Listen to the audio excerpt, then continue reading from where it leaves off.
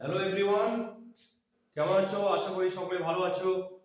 আজকে আমি ট্রিক্স এর মাধ্যমে শ্রীবাংলা অঙ্কগুলি করব, যেগুলি বারংবার পিএসসি, এসএসসি, ডাব্লিউবিপি কনস্টেবল পরীক্ষায় এসেছে। তো আর দেরি না করে আজকের প্রথম অঙ্কটি কি রয়েছে সেটি একটু ভালোভাবে দেখে নাও। বোর্ডের মধ্যে আমি অঙ্কগুলি টুকে রেখেছি। প্রথম অঙ্কটিতে রয়েছে 1 plus 1 plus 1 1 plus 1 উপরে, তারপর 1 plus উপরে 1 দেওয়া আছে, 1 plus 2/3 দেওয়া আছে। এই সরলগুলিকে আমরা শ্রীভাঙ্গা অঙ্ক বলে জানি। তো এই অঙ্কটি আমরা কি ট্রিক্সের মাধ্যমে করব সেটা একটু ভালোভাবে ফলো করে নাও। আমাদের তিন সারির অঙ্ক প্রথম অঙ্কটি।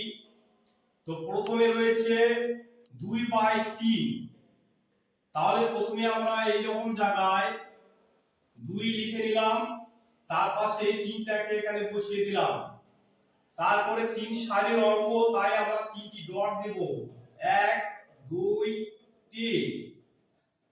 তারপরে আমাদের কাজ হবে কি, এই 2 আর 3 এর যোগ করে দেব। এই 2 3 এর যোগ করে দেব, দ্বিতীয় প্রথম ডটে বসাবো, সেটা কি 2 আর 3 হচ্ছে 5, এই ডটের নিচে বসিয়ে দিলাম।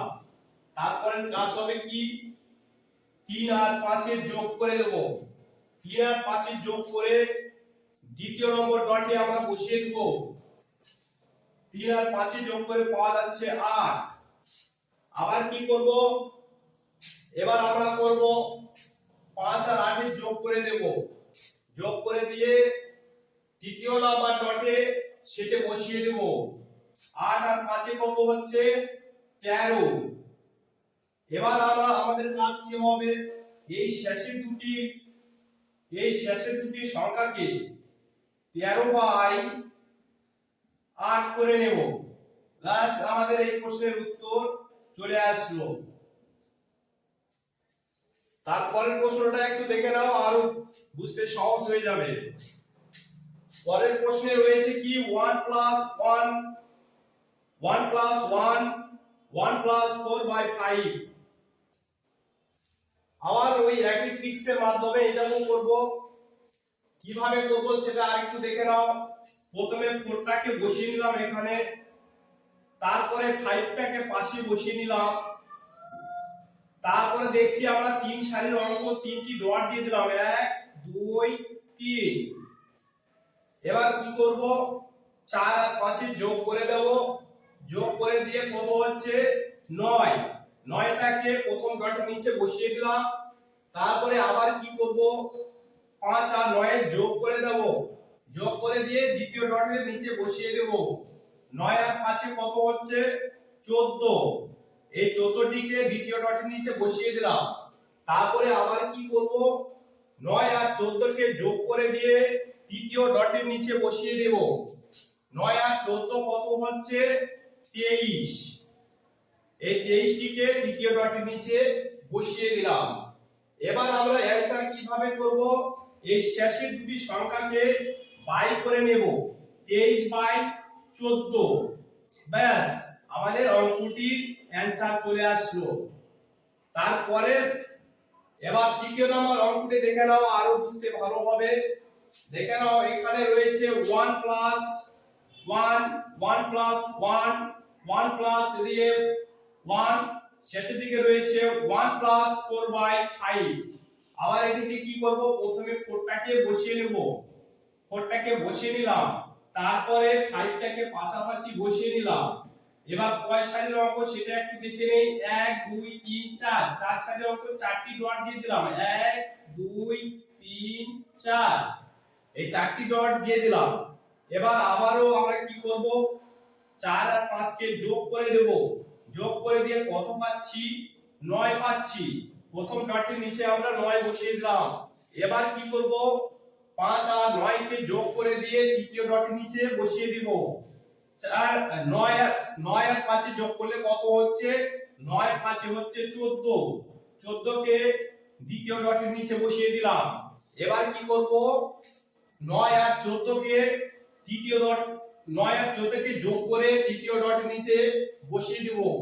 9 আর 14 যোগ করে কত পাওয়া যাচ্ছে? 23।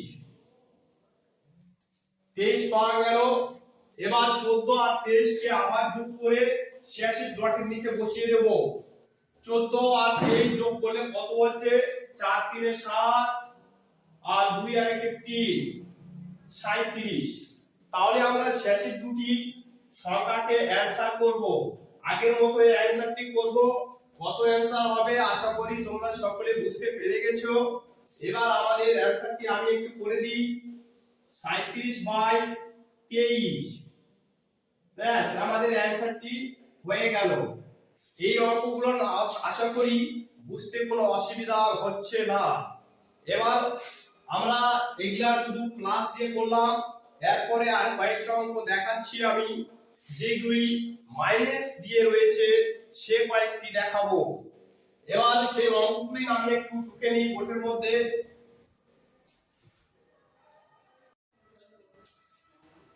তো বোর্ডের মধ্যে একটু ফলো করে নাও।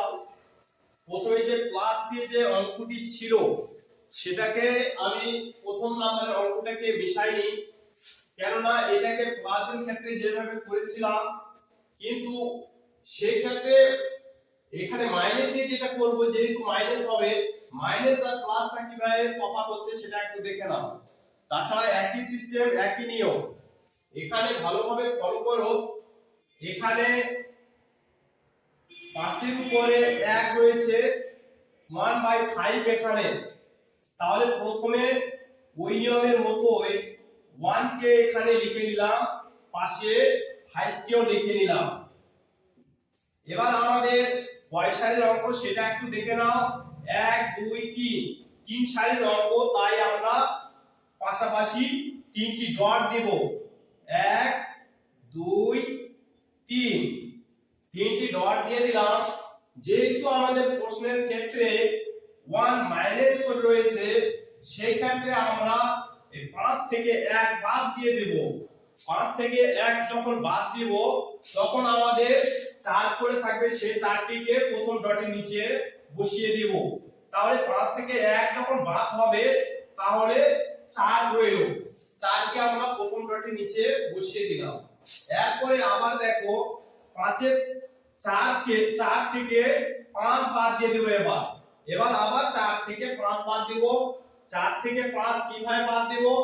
এখানে 4 থেকে 5 বাদ দিলে -1 চলে আসলো, তাই তো? -1 চলে আসলো। এই জায়গাটা একটু ভালোভাবে ঠান্ডা মাথায় বুঝতে হবে। 4 থেকে 5 বাদ দিলে -1 আসবে।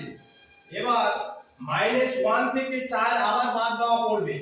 -1 থেকে 4 বাদ দিলে কত দাঁড়াবে? -1 থেকে 4 বাদ দিলে -5 দাঁড়াবে।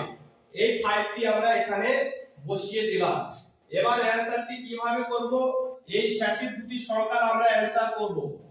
শেষের দুটি সংখ্যার অ্যানসার করব। 5 কে উপরে নিয়ে নিলাম, -5 কে উপরে নিলাম, বাই করলাম -1 কে। মাইনাসে মাইনাসে কাটা চলে গেল। এবার 5/1 রইল। 1 নিচে থাকা মানে 1 এর কোনো ভ্যালু থাকে না, তাই আমরা এটা অ্যানসার সরাসরি করব 5। চলো আবার এই দ্বিতীয় নম্বর অঙ্কটি একটু দেখে নিই, তাহলে আরো একটু বোঝার সুবিধা হবে। তাহলে এখানে আবারো আমরা ওই একই নিয়মে করব। এখানে রয়েছে 1/4। প্রথমে আমরা 1 টিকে লিখে নিলাম, তার পাশে 4 টিকে লিখে নিলাম। এবার কি করব? 1টি 2টি 3টি 4টি, 4টি সারি রয়েছে, তার জন্য আমরা 4টি ডট নেব। 1 2 3 4, এই 4টি ডট নিয়ে নিলাম। আবারো আমরা কি করব? 4 থেকে 1 বাদ দিয়ে দিব। 4 থেকে 1 বাদ দিলে কত থাকবে? 3। এই 3টিকে প্রথম ডটের নিচে বসিয়ে দিলাম। তারপরে কি করব? 3 থেকে আবার 4 কে বাদ দিয়ে দিব। 3 থেকে 4 কে যখন বাদ দিব তখন কত থাকবে? -1। 1 টিকে দ্বিতীয় ডটের নিচে বসিয়ে দিলাম। এরপরে কি করব? আমরা -1 থেকে 3 বাদ করে দেব। 3 বাদ করলে কত হবে? আমাদের 4 দাঁড়িয়ে গেল। 3 নাম্বার ডটের নিচে বসিয়ে দিলাম, এটা 4। 3 নাম্বার ডটের নিচে বসিয়ে দিলাম। এবার কি করব, -4 থেকে -1 বাদ দিলে কি হবে, এই জায়গাটা আরেকটু ক্রিটিক্যাল মনে হবে, কিন্তু একটু ভালোভাবে বুঝে নাও। -1 রয়েছে, -4 রয়েছে, তাহলে কি করতে হবে, -4 থেকে একটি 1 মাইনাস বাদ করে দিলে -3 চলে আসবে। কেননা এর আগে দেখলে কি দেখলে, তার আগের অঙ্কটাতে -4 -1 থেকে 4 কে বাদ দিতে গেলে আমরা -5 পেয়ে গেলাম, কিন্তু এই মাইনাসটাকে যখন আমরা বাদ দিব, একটি মাইনাস থেকে মাইনাসকে যখন বাদ দেওয়া হবে তখন একটি অটোমেটিক কমে যাবে। তাই আমরা এখানে 3 বসিয়ে দিলাম। এইটির অ্যানসারটি কিভাবে করব, -3/-4, মাইনাসে মাইনাসে কেটে গেল, তার উত্তর কি পড়ে রইল, 3/4। অ্যানসারটি আমাদের চলে আসলো।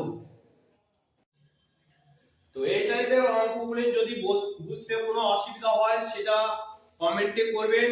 এই টাইপের যে কোনো সরল অঙ্ক অসুবিধা হলে অবশ্যই কমেন্টে আমাকে জানাবেন। আর ভিডিওটি ভালো লাগলে অবশ্যই লাইক, কমেন্ট, সাবস্ক্রাইব করে শেয়ার করে দেবেন। All the best.